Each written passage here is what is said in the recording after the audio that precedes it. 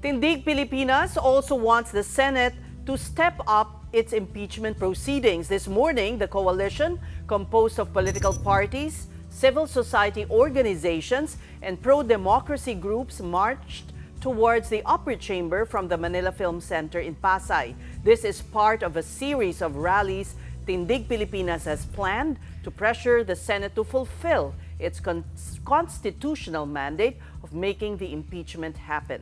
The group will be holding street actions beyond June 11 when the upper chamber hears in open session the articles of impeachment against Vice President Duterte. How far will Tindig Pilipinas see the impeachment trial through? Let's ask its co-convenor, Kiko Aquino-Dee, who joins us now via Zoom. Kiko, of course, is one of the grandsons of the late President Cory and the late Senator Ninoy Aquino. Good evening to you, Kiko, and welcome to The Big Story. Hi, good evening po, Ma'am Ces. Good evening po sa lahat ng mga nakikinig po ngayon. All right, I'm sure just like us, you're monitoring the events at the Senate. And after your protest action today, now comes a resolution from Senator Robin Padilla seeking to terminate the impeachment. What do you say to this? So I think it's, I haven't had the chance to read the draft resolution yet po, no? But it sounds a lot like the move that was attempted by, I forget who's claiming it now, whether it's Senator Tolentino or Senator De La Rosa, but it seems like something that was similar to what was attempted last week, which was to dismiss the impeachment complaint without even having a trial. No? And I think the voices of all of our legal community is quite clear. Many statements have been made by different law schools, different law faculties, and not one of them said that dismissal of an impeachment complaint without it going to trial is in line with what is mandated by our Constitution. So I think this is another attempt to sort of railroad justice in favor of one particular party. And I think that's not something that will stand. No? I think a lot of people, maraming naganahan na lumabas this week because of that blatant move by that cabal of senators. Po. Mm-hmm. What are your plans for the coming days? So I think we're very closely monitoring the situation po, no? It sounds like that there's potential for a vote on the resolution of Senators Pimentel and Hontiveros maybe as early as tonight, no? And so I think depending on the fallout of that vote, we will be discussing whether any of our next steps need to be adjusted. But currently, yung mangyayari po ay bukas magkakaroon po ng vigil outside the Senate gate, the same, more or less the same location where we had the rally from earlier today, from 5 to 9 p.m. tomorrow. And then the day after po, we're planning another large protest from, I believe, it's 1 o'clock to 4 o'clock po, 4 o'clock being the time that was originally announced that for the reading of the articles of impeachment. But again, we're still closely monitoring the situation. It's very fluid. Yeah, the situation is very fluid. We're continuing to figure out how to respond. But would Tindig claim credit for at least, a vote happening today instead of, 2 days later? I think, to be fair, a lot of the credit should go to Senator Hontiveros, who I think we've been working with a lot, just to get the ball rolling on impeachment. No? Because while a lot of us in Tindig, we've been quite transparent that we're part of a lot of us are part of the first group of complainants that filed against VP Sara Duterte. We'd really like to see this trial go forward towards impeachment. I think Senator Hontiveros, at that stage of our filing, she kept a respectful distance because she was supposed to be a senator judge. She is supposed to be a senator judge, and she is supposed to judge impartially. But in this particular situation, where the Senate is really looking like it's abandoning, or at the very least, binabaliwala nila, ini-ignore nila yung mandato ng ating konstitusyon, that's where she had to step forward and say, whatever your position is, we need to hear the case. So I think a lot of credit if there is faster progress compared to what was announced last week. I think a lot of the credit should go to Senators Pimentel and Senator Risa and Senator Coco. Kiko, let's dial it back. I know right now we're waiting and there could be a vote, but earlier today when you guys were outside the Senate, no, ano ba yung inaabangan ninyo exactly? And once magsimula nga, and honestly, Senator Cheese has been pretty clear na he wants it to cross over. Is that not enough for Tindig Pilipinas? Na para kung tatawid naman siya and i-handle na lang ng 20th Congress, would that not be amenable to the group, the coalition? Well, I think the spirit of the Constitution says that, again, baka sawa na po tayo hearing it, no? But Tama, mga argumento, no? Some people just need to be repeated again and again, no? Or some people just need to hear it again and again, no? Pero forthwith yung nakasulat, eh. So, I think at this point, given the amount of evidence that's present against Vice President Duterte, it is, I think, unrealistic. It's insane to paraphrase Senator Hontiveros, to expect that the entirety of the trial can be conducted within the 19th Congress. And so we're looking at a crossover situation. If you were to ask me personally, I think that this was not necessary. No, if the House of Representatives had acted sooner and elevated the impeachment complaint, or at least began discussing it 10 session days after they received it in December, or if the Senate had acted more swiftly and began sort of reading the articles of impeachment when they received it in February, we wouldn't have to deal with this question of crossover. But now that we're here, it seems to me that crossing over will happen, but that doesn't excuse, I think, the 19th Congress from still reading the impeachment complaint. No?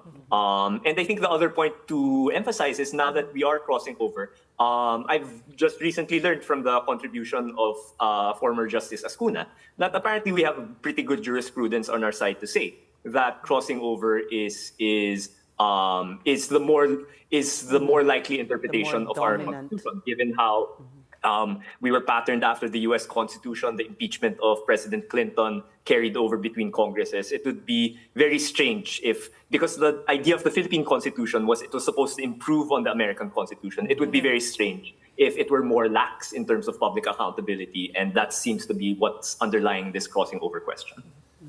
Well, Kiko, I mean, pressure is building from the public. Senators admitted that it's not just Vice President Sara Duterte who is on trial. Even the Senate now is on trial because they're now a court of public opinion.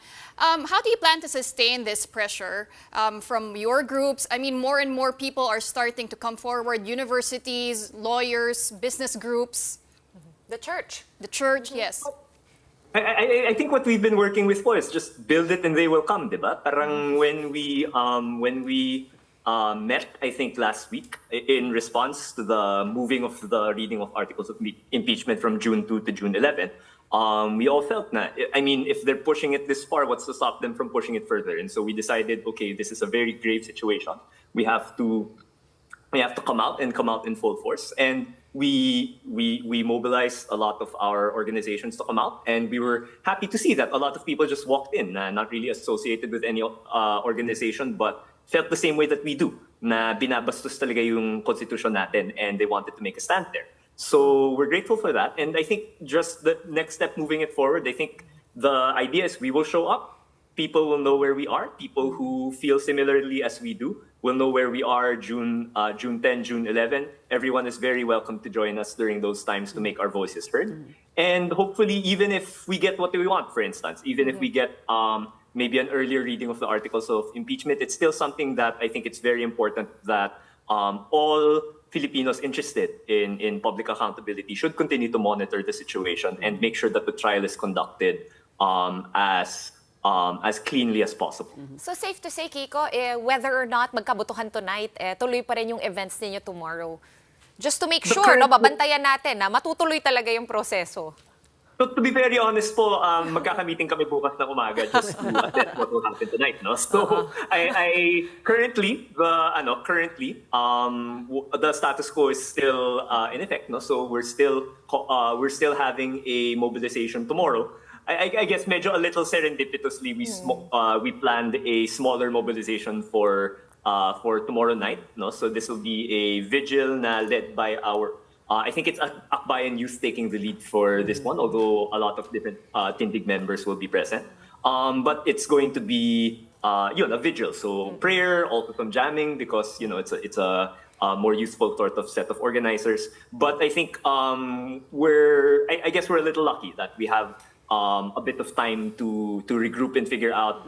I really don't think that a Senate should be this chaotic, no. But given that that's what's going on, we will discuss, and we will definitely make our announcements as soon as we have quickly assessed the situation. Well, Kiko, in order to fast-track this impeachment trial, Senator Francis Tolentino suggested that the prosecution narrow down the articles of impeachment from 7 to 2.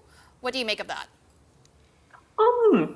So I don't like the idea of fast-tracking it, right? So I think if you'll recall, Paul, the first impeachment group, we had the largest, of the 3 citizen-filed impeachment complaints, we had the longest set. No, we had, I think, 24 different articles, if I remember correctly. So, so many things have happened. It was half a year ago.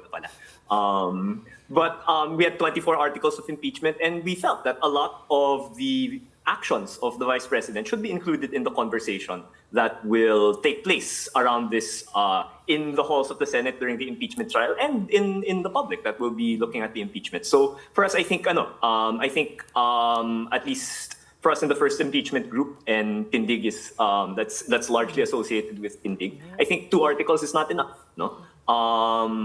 Is definitely not enough. And even if it were to be limited to 2 articles, there seems to be evidence upon evidence that was unearthed by the different committees of the lower house that sort of speak to the anomalous spending of the Vice President of her confidential and intelligence funds under the OVP and under DepEd. No? So I think just even if you were to limit it to 2 articles, I don't think 3 days is necessarily enough to cover all of the evidence that is held. So I'm not very enthusiastic with that reduced timeline. But again, I think what's important is I think we're in good standing to cross over to the 20th, although again, it's unfortunate that we're in this situation, but we're in good standing to do it. And I think what's important for the Senate to do now is to do its duty. Its duty is to receive the articles of impeachment, commence the trial forthwith, and then if it crosses over, it crosses over. I guess you're... go ahead, Seth. I was just going to ask about the truncated schedule. Okay. Yung 19 because days. my question is more personal. Okay, sige. Go ahead. We'll save that one for last. The truncated schedule that was floated, Ma'am, I Seth, think... sorry, I think Can you hear us? Coming a little choppy po. Sorry, you're coming a little choppy po. Okay, what about now, Kiko? Can you hear us okay? Yes, better. Okay. Better.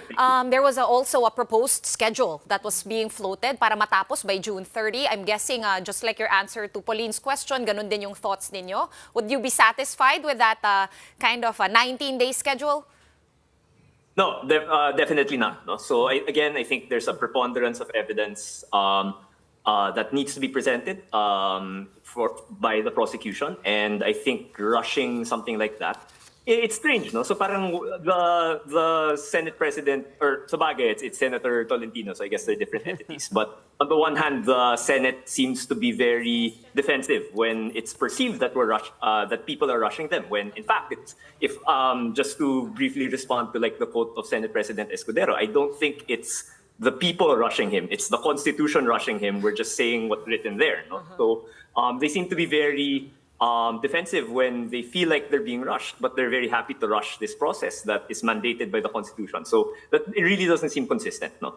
Again, I think we're on very good grounds to cross over into the 20th Congress. We've seen it done in the US. Justice Ascuna has mentioned that we've seen this done in the UK, which is what the US Constitution sort of was inspired by. It would be very strange if the Philippines is suddenly going to relax on accountability when the promise of the 1987 Constitution was to improve on the US Constitution, on other countries' constitutions. So I think we should really use this opportunity to show the world that we can hold our public officials accountable, not just our fellow Filipinos, but show the world that this is something that the Philippines can actually plant a flag on.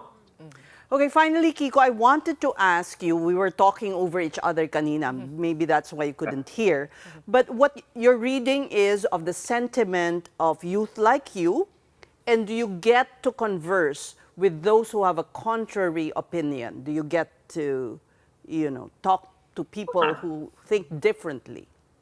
Right. I think so. I'd be very careful, about claiming to speak for the youth, no. So I'm 33, so I'm at the tail end of being able to claim that I'm youth. Millennial no? pa rin yata yung 33. Millennial.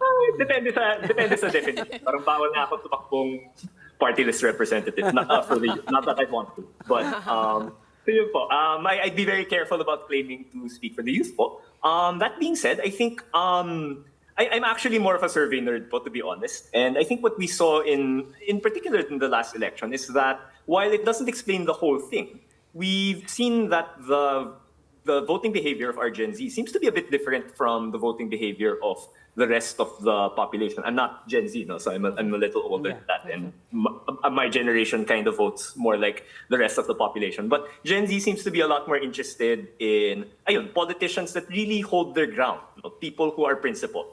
A lot of them, I think, supported candidates that are aligned with the principles that I have, that Tindig Pilipinas has. A lot of them voted for other politicians who are maybe not aligned, but have clear principles. I think what Gen Z or what the youth seems to punish is politicians who waver, who are unclear about their principles, who don't have anything to offer but kaway-kaway, magandang, yung guwapo, kumbaga yung mga politiko na guwapo lang yung ambag nila. I think Gen Z has a lot less patience for that, no? And siguro po in terms of conversing with people on the other side of the issue. To be transparent naman po, I think a lot of us are guilty of sort of sticking within our echo chambers. I'm not gonna pretend that I don't do that myself, but I do still have some Facebook friends from Davao. I see them post once in a while.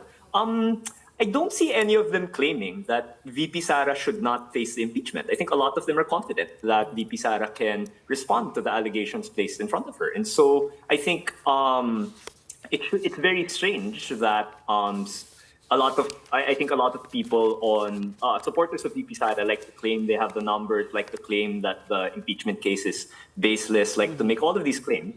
And yet, how the Senate chooses to respond to this is to delay the impeachment. No? So, if it's correct that she has so many advantages, what's the point of the delay? No? Why not just let the impeachment go and let senators acquit her? No? So again, I think while I think there is some reasonable division over whether people support or oppose the vice president, no? I think there is a significant majority of people like on our camp that want to see the trial proceed and see her sort of convicted, and there's a bunch of people in the Duterte camp who want to see the trial proceed and see Sara Duterte defend herself. No? So I think there is a strange sort of confluence A meeting of the minds in that sense. All right. Yeah.